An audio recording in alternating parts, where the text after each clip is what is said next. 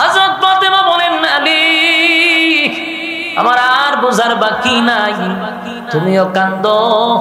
পর্দার আড়ালে উমরও কান্দে, আবু বকরও কান্দে রে। আমি বুঝতে পারছি বেঈমানের বাচ্চারা আমার বাবারে হত্যা করছে। আলী কেন কান্দস? হযরত আলী বলেন, ফাতেমা আল্লাহর পয়গম্বরকে কেউ হত্যা করে নাই, পয়গম্বর জীবিত আছে। আমার নবী উম্মতের জন্য পাহাড়ের গুহার ভিতরে নবী কান্দে। বহুত চেষ্টা করলাম গো, পারলাম না। দৌড়াইয়া সাহাবায়ে কেরাম ফাতেমা হাসান হুসাইন রাদিয়াল্লাহু তাআলা দুজনকে লইয়া গেল। গিয়া ফাতেমা বলেন, বাবা সিজদা থেকে মাথা তুলেন। গোটা মদিনার মানুষ আপনার ব্যথায় ব্যথিত হইয়া কান্দে, ছোট ছোট বাচ্চারাও কান্দে, বেড়া বকরিরা পর্যন্ত আপনার ব্যথায় ব্যথিত হইয়া কান্দে। গোটা মদিনায় মানুষ পাগল পাগল পাগল হয়ে গেছে। 3 দিন ধরে আপনি নাই পয়গম্বর, সবাই খালি বলে নবী নাই, নবী নাই, নবী নাই, সবাই কান্দে। মাথা মুবারকটা তুলেন। আল্লাহর নবী বলেন, ফাতেমা রে আমি মাথা তুলতে পারবো না, আমার আল্লাহর সঙ্গে আমার এখনো সিদ্ধান্ত চূড়ান্ত হয় নাই। আল্লাহর নবী কান্দে। ফাতেমা বলে, বাবা গো আমি ফাতেমার জীবনের যত ইবাদত বন্দেগী আছে সব উম্মতকে দিয়া দিলাম। হাসান হুসাইন 3 দিন ধরে খায় না আপনার ব্যথায় ব্যথিত হইয়া। বাবা মাথা তুলেন। ফাতেমা এরপর নবী মাথা মুবারক তুলে না। ফাতেমা 2টা হাত তুলে আল্লাহর দরবারে কান্দে আর বলে, মালিক আমার বাবা ছোট থেকে মা হারাইল, আমার বাবা বাবা হারাইল, আমার বাবা নির্যাতনের শিকার হইল। 13টা বছর এক চাটি আমার বাবা মারি খাইল, কত রক্ত ঝরাইল। আল্লাহ আজকে আমার বাবা 3 দিন ধরে উম্মতের ব্যথায় ব্যথিত হইয়া কান্দে। আর কত কান্দাইলে মালিক তুমি খুশি হইবা? আর আমার বাবারে কত কান্দাইবা? হযরত ফাতেমা যখন কান্না শুরু করলো, আল্লাহ ডাক দিয়া বলে, জিবরাইল রে আমার বন্ধু যে দরখাস্ত নিয়ে মাঠে লামছে, বন্ধুর কান্নাও বরদাস্ত করতে পারি না। ফাতেমা কান্দা শুরু করছে, না আর বরদাস্ত করা যায় না। জিবরাইল যা বন্ধুরে সুসংবাদ জানায়া দে, বন্ধু যেন চোখের পানি না ছাড়ে। বন্ধুরে বল বন্ধু যেন মাথা তুলে। বন্ধুর আন্দোলনের যে মেইন টার্গেট ছিল উম্মত, আমি আল্লাহ সব দাবি দাবা মেনে নিলাম বন্ধুরে মাথা তোলার জন্য। আমার যুবক ভাইরা শুধু এই কথাটা বুঝাইতে চাই, নবী আমাদের জন্য কত রহমত, নবী আমাদের জন্য কত রহমত। জিকির করেন লা ইলাহা ইল্লাল্লাহ।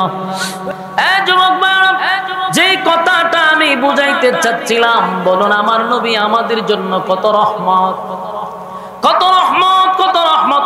আল্লাহ বলেন, ওয়ামা আরসালনাকা ইল্লা রাহমাতাল লিল আলামিন, বন্ধুরে রহমত স্বরূপ পাঠাইলাম।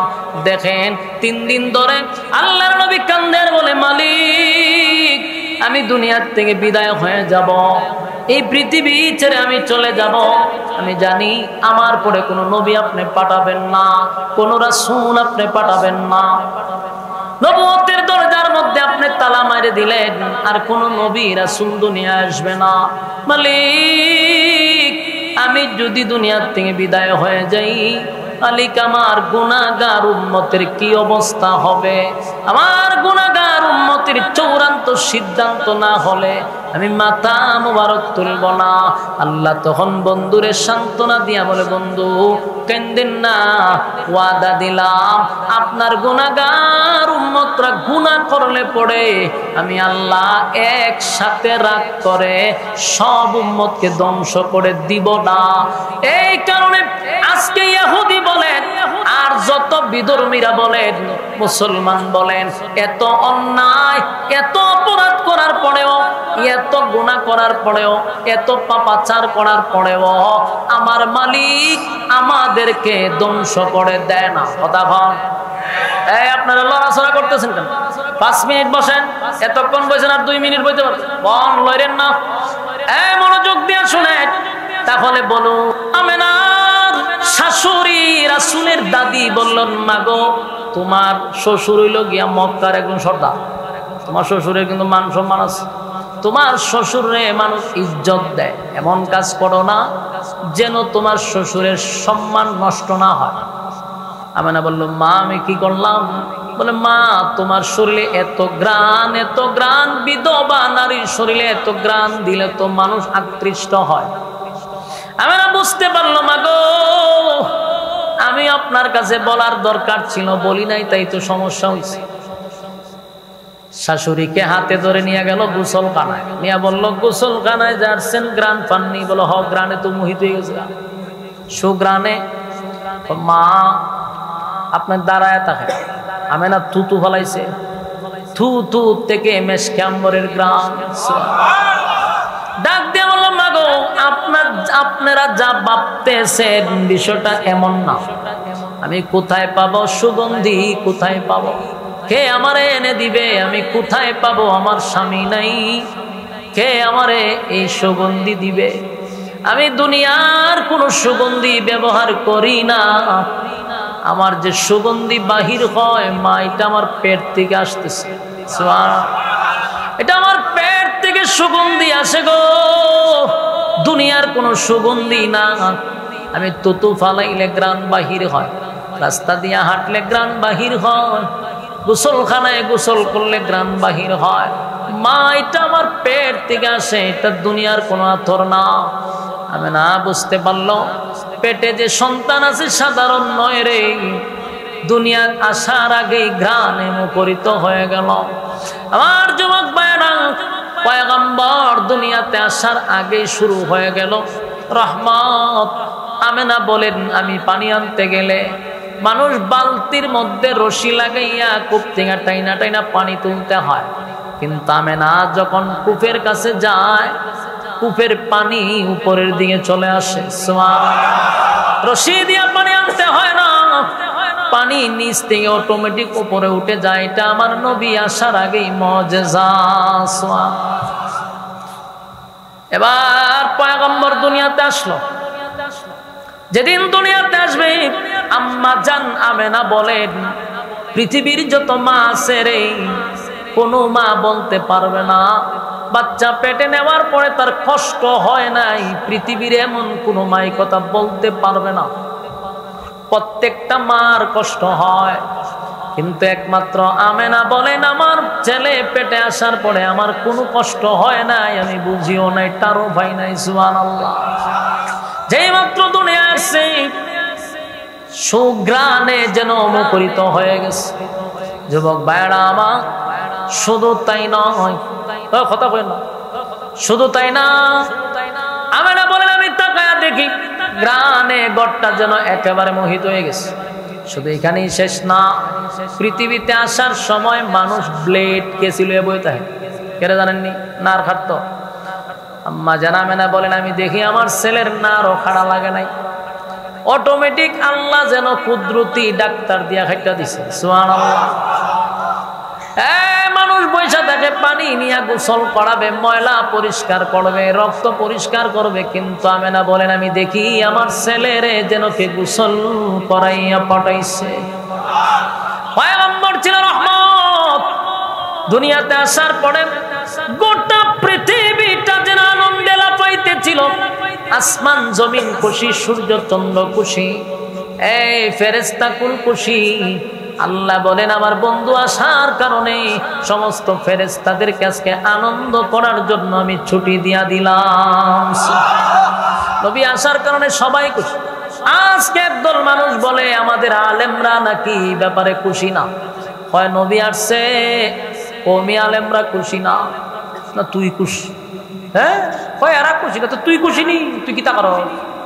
নবীর নামে দিয়া নবী আইছে আগমনে কেক কাটে, কেক কাটার, কেক কাটতে খুশি, আনন্দ। নবীর আগমনে ডুল বাজনা বাজায়, তাই না? আনন্দ মিছিল করতেছে, ডিজে গান গায় নবীর আগমনে। আমি নিজে দেখছি তো, বিশ্বাস করেন না? ওই ফিকাবের মধ্যে খালা টুপি খালা পাঞ্জাবি লাগাইয়া দুল লইয়া বাইরিতেছে নবীর আগমন, এটা বলে খুশি। মানে এটার বিরুদ্ধে আল্লাহ দেখছ তুই নবীর দুশ্মন, তুই হারাম কাজ করতেছ, দিলাম বাধা, হয় এটা নবীর দুশ্মন। মানুষকে কি পরিমাণ ব্ল্যাকমেইল করে দেখছেন, হয় এরা নবী দেখতারা না। নবী আসার পরে কি আল্লাহ কইছে ডুল বাজনা লাও, বন্ডগুলা মানুষটা এইভাবে আস্তে করে সরায়, দেখছ নি নবীর আগমনে খুশি না। অথচ আমরা এইভাবে বলি নবীর আগমনে আমি কেন, আসমান জমিন সূর্য চন্দ্র গ্রহ নক্ষত্র সবাই তো খুশি, কথা হয় না? ফেরেশতা কুল খুশি, সমস্ত সৃষ্টি জগৎ নবীর আগমনে খুশি। আল্লাহ জিবরাইলে পাঠাইছে, পাঠাইয়া রাসূলকে কিছু সময়ের জন্য নিয়ে গেছে। কই নিয়ে গেল বলে আসমান জমিন সূর্য চন্দ্র আল্লাহর সৃষ্টি জগতের সাথে নবীরে পরিচয় করাই দিছে।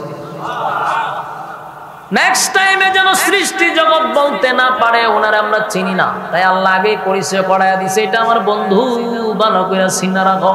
সুবহানাল্লাহ, চিনাইছে। নবী আসছে দুনিয়ায়, আসার পরে 40টা বছর পর্যন্ত মক্কায় ছিল। কত বছর? নবুয়তের আগ পর্যন্ত 40টা বছর তাদের সঙ্গে শিশুকাল যৌবনকাল সব কাল তাদের সামনে রাসূল ছিল। মক্কার লোকের সামনেই তো রাসূল বড় উঠছে, শিশুকালও দেখছে তারা, যৌবনকালও নবীর দেখছে। 40টা বছর নবী উঠা বসা করছে।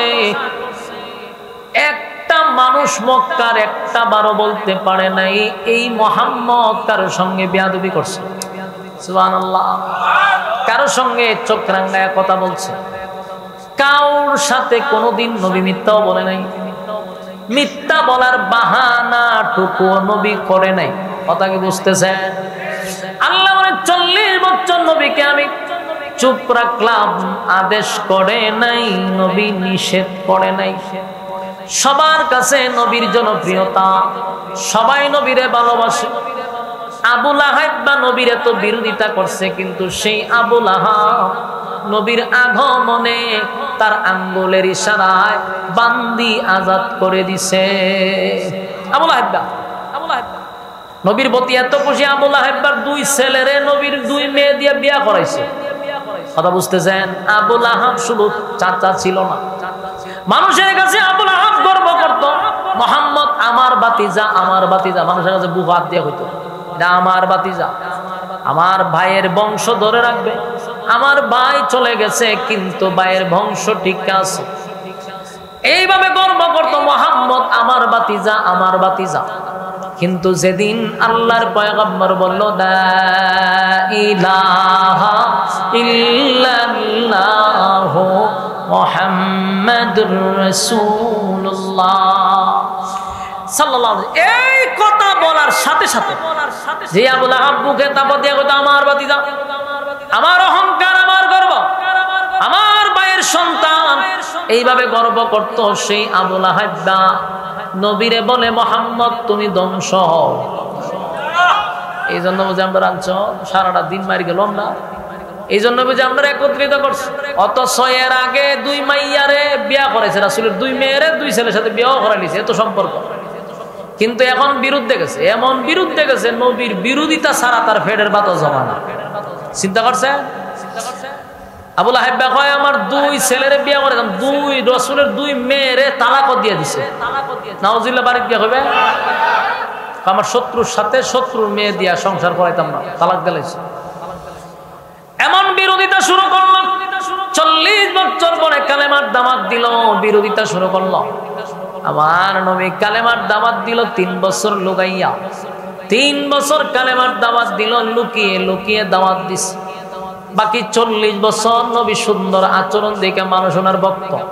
কিন্তু কালেমার দাওয়াত দেওয়ার পরে কিছু মানুষ নবীর বিরোধিতা, লুকিয়ে দাওয়াত দিল বিরোধিতা, প্রকাশ্যে দাওয়াত শুরু করলো, নির্যাতন নিপীড়ন শুরু হইল, সর্বদিক দিয়া নিপীড়ন নির্যাতন। আবার 13 বছর নবুয়তের পরে মক্কায় থাকলো, শুধু নির্যাতন সহ্য করছে, শুধু নির্যাতন। কোনদিন নবী প্রতিবাদ করে না। আল্লাহ অর্ডার দিল বন্ধু চলে যান। কোথায়? বলে মদিনায় যান। মদিনায় চলে গেল, সেখানে গিয়েও তারা যুদ্ধ করতে চায়। কিন্তু আমার নবী চরিত্র আর আখলাক দিয়া গোটা পৃথিবী জয় করছে। বেঈমানরা কালেমা পড়তে বাধ্য হয়েছে আমার নবীর চরিত্র আর আখলাক দেখা। নবীর চরিত্র আখলাক দেখা বেঈমানরা কালেমা পড়ছে। আমার যুবক ভাইরা, আল্লাহ নিজেই বলছে ওমা আরসালনাকা ইল্লা রাহমাতাল লিল আলামিন। আমার বন্ধুরে, পৃথিবীর জমিনে পাঠাইছি শুধুমাত্র কেবলমাত্র তোমাদের জন্য রহমত স্বরূপ। নবী তোমাদের জন্য আদর্শ। নবীর অনুসরণ অনুকরণ, নবীর এতাআত করো। নবীকে তোমরা আইডল মানো, নবীরে তোমরা আইকন মানো। এই বিজাতিদের আইডল মানার দরকার নাই। ইহুদি খ্রিস্টানদের আইডল আমাদের যুবকরা মানে, কিন্তু আমার নবীর রঙে যদি তোমরা রঙিন হও, দুনিয়াও সুন্দর, পরকালটাও তোমার সুন্দর হবে। ঠিক নেই আমার যুবক ভাইরা? এখন আসুন, বেঈমানের জন্য নবী রহমত কেমনে? বেঈমানের জন্য নবী রহমত, এটা বিশ্বাস হয়? বেঈমানের জন্য নবী রহমত কিভাবে হলো? কারণ দুনিয়াতে যেই পরিমাণ আকাম কোকাম হয়, দুনিয়াতে যেই পরিমাণ গুনাহের প্রতিযোগিতা হয়, এ যুবক ভাইরা, অন্যান্য নবীদের যুগে গুনাহ করলে আল্লাহ জাগাত গজব দিয়ে মারে লিত। কথা বুঝতেছেন? গুনাহ হইছে আল্লাহ গজব দিয়া সব ধ্বংস করে দিত।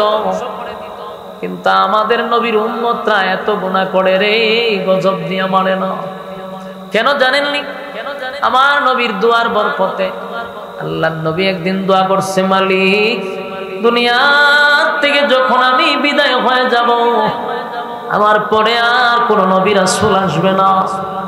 আল্লাহ নবুয়তের দরজায় আপনি তালা মারে দিছেন।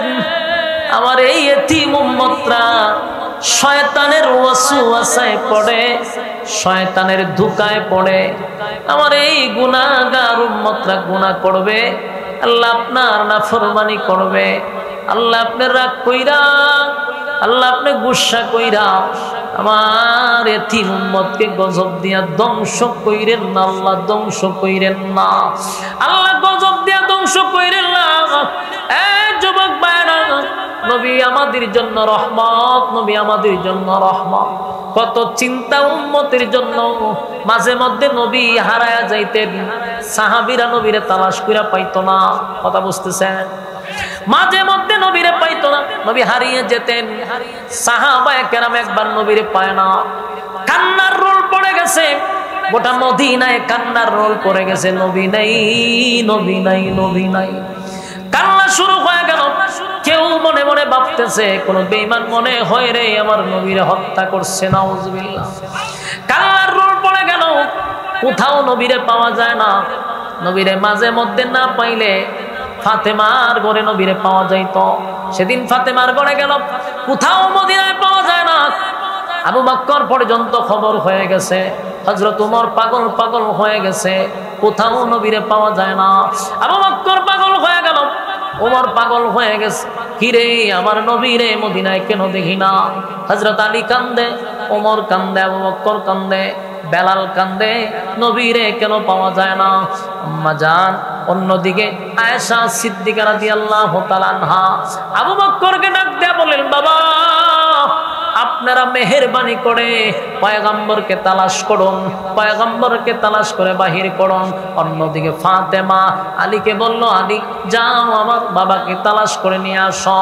এবার হযরত ওমর, হযরত আবু বকর, হযরত আলী তিনজন বাহির হইছে। তিনজন একত্রিত হইয়া মদিনার অলিতে গলিতে নবীরে তালাশ করতেছিল, কোথাও নবীরে পাওয়া যায় না। 3 দিন হয়ে গেল রে, আমার নবীরে পাওয়া যায় না। এবার তালাশ করতে করতে করতে কোথাও যখন পায় না, তারা আশ্চর্য হইয়া চতুর্দিকে যারে পায় তারা জিজ্ঞাসা করে। একটা সময় পাহাড়ের এক জায়গায় গিয়া দেখে একটা রাখাল কতগুলা উট বেড়া বকরি নিয়ে বসে আছে। কিন্তু সাহাবায়ে কেরাম রাখালের দিকে তাকাইয়া আছে, আর রাখাল তার উট বেড়া বকরির দিকে তাকায় আছে। তার আশ্চর্য হইয়া দেখে যেই মাঠে রাখাল উট বেড়া বকরি দিছে খাওয়ার জন্য, একটা বেড়া বকরিও গাছে মুখ লাগাইল না। সবগুলা রাখাল আর বকরির চোখ দিয়া পানি ঝরতেছে। যুবক ভাইরা দৌড়াইয়া হযরত ওমর গিয়া বলে, রাখাল রে, আমার নবী মুহাম্মদ রে দেখছ? রাখাল কয়, মুহাম্মদকে আমি চিনি না। তোমার এখানে কতক্ষণ ধরে এখানে আসো? রাখাল বলে, আপনারা আপনাদের মুহাম্মদকে তালাশ করতেছেন আর আমি আশ্চর্য হয়ে গেছি। আজকে 3টা দিন ধরে এই আমার বেড়া বকরি গাছে মুখই লাগায় না, শুধু ওই একটা কূপের ভিতরে তাকাইয়া, একটা কুহার ভিতরে তাকাইয়া, গর্তের ভিতরে তাকাইয়া আমার বেড়া বকরিটা অজরে কাঁদতেছে। আমি চিন্তিত আছি, আমার মালিক রে আমি কি বুঝ দিব? যদি বেড়া বকরি মারা যায় আমার চাকরিও যাইব, আমারে মেরে লিব। তাই আমি ব্যতীত হইয়া কান্দি। হযরত ওমর জিজ্ঞাসা করে, তোমার বেড়া বকরি কেন খাবার খায় না, কেন কান্দে? বলে, আজকে 3টা দিন ধরে এই গর্তের ভিতরে একটা লোক টানা 3 দিন ধরে কান্না শুরু করছে। তার ব্যথায় ব্যতীত হইয়া এই আমার বেড়া বকরি পর্যন্ত কান্দে, গাছে মুখ লাগায় না। আবার যুবক ভাইরা, বনের পশুরা পর্যন্ত নবীরে চিনল গো। আমার নবীরে বেড়া বকরি পর্যন্ত চিনল। মানুষ হইয়া আমরা নবীরে চিনতে পারলাম না। আবু জাহেল মানুষ ছিল, নবীরে চিনে নাই। আবু লাহাব মানুষ ছিল, নবীরে চিনতে পারল না। কথা কোন ঠিক নেই? বনের পশু চিনল যারে, চিনল না হায় মানুষ তারে। বনের পশু চিনল যারে, চিনল না হায় মানুষ তারে। আল্লাহ ডাকে দিলে তাই, আল্লাহ ডাকে দিলে তাই, কাপের বেদিন পাথর মারে। চিনল না হায় মানুষ তারে, চিনল না হায় মানুষ তারে। বনের পশু চিনল যারে, চিনল না হায় মানুষ তারে। আবু জাহেল বেরা মন্দ কাজে ছিল সেরা। আবু জাহেল বেরা মন্দ কাজে ছিল সেরা। আকাশ বাতাস কাঁদে যেন, আকাশ বাতাস কাঁদে যেন, তাদের হাজার অনাচারে। চিনল না হায় মানুষ তারে, চিনল না হায় মানুষ তারে। ঠিক নেই? আওয়াজ ঠিক নেই? পাগলে বলে দেই যে তারা, বিটে মাটি করে চারা। পাগলে বলে দেই যে তারা, বিটে মাটি করে চারা। নানা রকম দেয় অপবাদ, নানা রকম দেয় অপবাদ, লাঞ্ছনা দেয় বারে বারে। চিনল না হায় মানুষ তারে, চিনল না হায় মানুষ তারে। বনের পশু চিনল যারে, চিনল না হায় মানুষ তারে। ঠিক নেই? নবীর ব্যথায় ব্যতীত হইয়া কান্না শুরু করে দিল। হযরত ওমর বলে, আবু বকর, আলী রে, আমি 100% কনফার্ম যেই বেড়া বকরি যার কান্না, যার ব্যথায় ব্যতীত হইয়া গাছে মুখ লাগায় না, চোখ দিয়া পানি আনছে, সেটা আমার নবী ছাড়া আর কেউ হবে না, কেউ হবে না। আয় আমরা নবীর সন্ধান পাইছি, এতে কোনো সন্দেহ নাই। 3 জন সাহাবী গর্তের ভিতরে, পাহাড়ের ভিতরে একটা গর্ত, সেখানে গিয়া দেখে আল্লাহর হাবিব সেজদায় পড়িয়া উম্মতি উম্মতি বলে নবী কাঁদতেছে। নবীর এত কান্না, এত এত কান্না দেইকা আবু বকর ডাক দেয়া বলে, নবী গো, মাথা মোবারক তোলেন, কান্দেন না। আমি আবু বকরের জীবনে যত ইবাদত বন্দেগি করছি, সব ইবাদত বন্দেগি আপনার এতিম উম্মতের জন্য আমি দিয়া দিলাম। এরপরও মাথা তোলেন। সুবহানাল্লাহ। আমার যুবক ভাইরা, এরপরও নবী মাথা মুবারক তুলে না, নবীর কান্না থামে না। হযরত আবু বকর বলেন, আমি দিয়া দিব। নবী মাথা তুলে না। হযরত ওমর বলে, নবী, আমি ওমরের যত ইবাদত বন্দেগি আছে সব আপনার উম্মতের নামে লিখে দিলাম। মাথা তুলেন। নবী মাথা মুবারক তুলে না। এবার আলী বলেন, ওমর রে, আবু বকর যতই চেষ্টা করেন কোনো কাজ হবে না, যতই কান্না কান্দেন কোনো কাজ হবে না, নবী মাথা তুলবে না। আজকে এই বিপদের সময় একমাত্র নবীর কলিজার টুকরা ফাতেমা ছাড়া নবী কোনদিন মাথা তুলবে না। হযরত আলী সাহাবায়ে কেরামদেরকে লইয়া ফাতেমার দরজার সামনে গিয়া দাঁড়াইছে।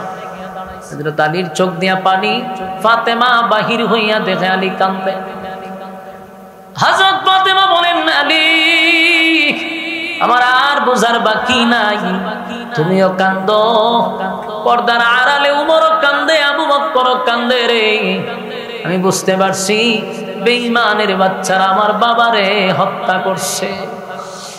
আলী কেন কান্দস? হযরত আলী বলেন, ফাতেমা, আল্লাহর পয়গম্বরকে কেউ হত্যা করে নাই, পয়গম্বর জীবিত আছে। আমার নবী উম্মতের জন্য পাহাড়ের গুহার ভিতরে নবী কান্দে। বহুত চেষ্টা করলাম গো, পারলাম না। দৌড়াইয়া সাহাবায়ে কেরাম ফাতেমা, হাসান হুসাইন রাদিয়াল্লাহু তাআলা দুজনকে লইয়া গেল। গিয়া ফাতেমা বলেন, বাবা, সেজদার থেকে মাথা তুলেন। গোটা মদিনার মানুষ আপনার ব্যথায় ব্যথিত হইয়া কান্দে, ছোট ছোট বাচ্চারাও কান্দে, বেড়া বকরিরা পর্যন্ত আপনার ব্যথায় ব্যথিত হইয়া কান্দে। গোটা মদিনায় মানুষ পাগল পাগল পাগল হয়ে গেছে। 3 দিন ধরে আপনি নাই, পয়গম্বর। সবাই খালি বলে, নবী নাই, নবী নাই, নবী নাই। সবাই কান্দে। মাথা মুবারকটা তুলেন। আল্লাহর নবী বলেন, ফাতেমা রে, আমি মাথা তুলতে পারবো না। আমার আল্লাহর সঙ্গে আমার এখনো সিদ্ধান্ত চূড়ান্ত হয় নাই। আল্লাহর নবী কান্দে। ফাতেমা বলে, বাবা গো, আমি ফাতেমার জীবনের যত ইবাদত বন্দেগি আছে সব উম্মতরে দিয়া দিলাম। হাসান হুসাইন 3 দিন ধরে খায় না আপনার ব্যথায় ব্যথিত হইয়া। বাবা মাথা তুলেন। ফাতেমা এরপর নবী মাথা মুবারক তুলে না। ফাতেমা 2টা হাত তুলে আল্লাহর দরবারে কান্দে আর বলে, মালিক, আমার বাবা ছোট থেকে মা হারাইলো, আমার বাবা বাবা হারাইলো, আমার বাবা নির্যাতনের শিকার হইল। 13টা বছর এক চাটি আমার বাবা মারি খাইল, কত রক্ত ঝরাইল। আল্লাহ, আজকে আমার বাবা 3 দিন ধরে উম্মতের ব্যথায় ব্যথিত হইয়া কান্দে। আর কত কান্দাইলে মালিক তুমি খুশি হইবা? আর আমার বাবারে কত কান্দাইবা?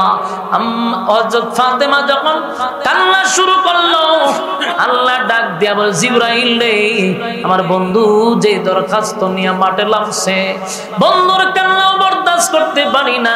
ফাতেমা কান্দা শুরু করছে, না আর বরদাস্ত করা যায় না। জিবরাইল যা, বন্ধুরে সুসংবাদ জানায়া দে, বন্ধু যেন চোখের পানি না ছাড়ে। বন্ধুরে বল, বন্ধু যেন মাথা তুলে। বন্ধুর আন্দোলনের যে মেইন টার্গেট ছিল উম্মত, আমি আল্লাহ সব দাবি দাবা মেনে নিলাম বন্ধুরে মাথা তোলার জন্য। আমার যুবক ভাইরা, শুধু এই কথাটা বুঝাইতে চাই, নবী আমাদের জন্য কত রহমত, নবী আমাদের জন্য কত রহমত। জিকির করেন, লা ইলাহা ইল্লাল্লাহ, লা ইলাহা ইল্লাল্লাহ।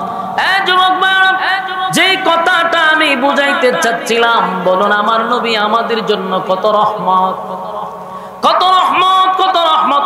আল্লাহ বলেন, ওয়া মা আরসালনাকা ইল্লা রাহমাতাল লিল আলামিন, বন্ধুরে রহমত স্বরূপ পাঠাইলাম। দেখেন 3 দিন ধরে আল্লাহর নবী কান্দের বলে, মালিক আমি দুনিয়ার থেকে বিদায় হয়ে যাব, এই পৃথিবী ছেড়ে আমি চলে যাব। আমি জানি আমার পরে কোনো নবী আপনি পাঠাবেন না, কোন রাসূল আপনি পাঠাবেন না। নবুয়তের দরজার মধ্যে আপনি তালা মারে দিলেন, আর কোন নবী রাসূল দুনিয়ায় আসবে না। মালিক আমি যদি দুনিয়ার থেকে বিদায় হয়ে যাই, মালিক আমার গুনাহগার উম্মতের কি অবস্থা হবে? আমার গুনাহগার উম্মতের চূড়ান্ত সিদ্ধান্ত না হলে আমি মাথা মুবারক তুলব না। আল্লাহ তখন বন্ধুরে সান্ত্বনা দিয়া বলে, বন্ধু কেন্দেন না, ওয়াদা দিলাম আপনার গুনাহগার উম্মতরা গুনাহ করলে পড়ে আমি আল্লাহ একসাথে রাগ করে সব উম্মতকে ধ্বংস করে দিব না। এই কারণে আজকে ইহুদি বলেন আর যত বিধর্মীরা বলেন, মুসলমান বলেন, এত অন্যায় এত অপরাধ করার পরেও, এত গুনাহ করার পরেও, এত পাপাচার করার পরেও আমার মালিক আমাদেরকে ধ্বংস করে দেয় না। কথা বল। এই আপনারা লড়াচড়া করতেছেন কেন? 5 মিনিট বসেন, এতক্ষণ বসেন আর 2 মিনিট বইতে পারবেন? বল লড়েন না, এই মনোযোগ দিয়ে শুনেন। তাহলে বলুন, এই যে নবী রহমত হওয়ার কারণে বেঈমানরা গুনাহ করে, বেঈমানরা গুনাহ করে, বেঈমানরা নাফরমানি করে, এমনকি আল্লাহর কোরআন পর্যন্ত পায়ের নিচে রাইখা বেডাগিরির সাথে বলে, আমার টাকার কিনা কোরআন আমি পায়ের নিচে রাখব। এটা কি আমেরিকায় ঘটনা ঘটছে? কথা হয় না। বাংলাদেশে 96% মুসলমানের দেশে নর্থ সাউথ ইউনিভার্সিটির একটা ছেলে নিজের টাকা দিয়ে কোরআন কিনিয়া পায়ের নিচে রাখা বেডাগিরি করে আর কয়, আমার টাকা দিয়ে কিনছি, আমার পায়ের নিচে রাখবো, কে বাধা দিবে?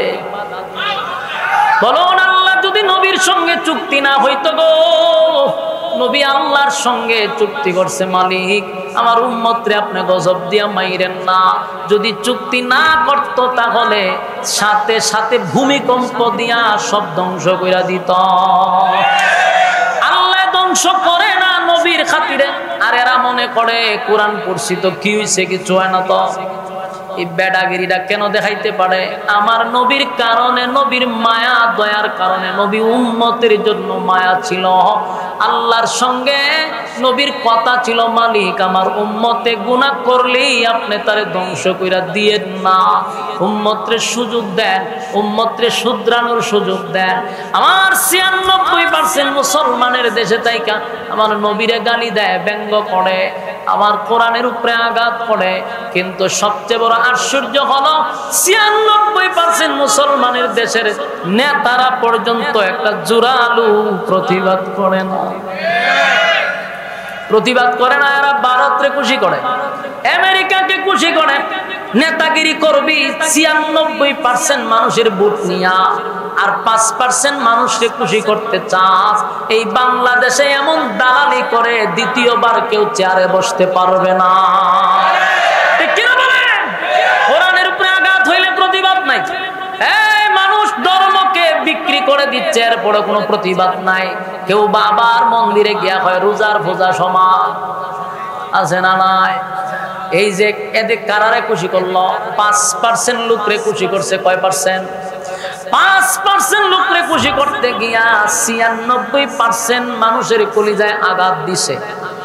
এরা আবার স্বপ্ন দেখে, কেউ আবার কোরআনের আইন মানতে রাজি না, কোরআনের শাসন ব্যবস্থা মানতে রাজি না। এটা ডাইরেক্ট আয়াত শিকা। এরকম যদি আপনারা আঘাত দিয়া দিয়া চেয়ারে বসতে চান, এটা আমার দল হোক, আপনার দল হোক, আল্লাহর কসম সেই দলের উপর গজব আসবে, সন্দেহ না। ঠিক কিনা বলেন?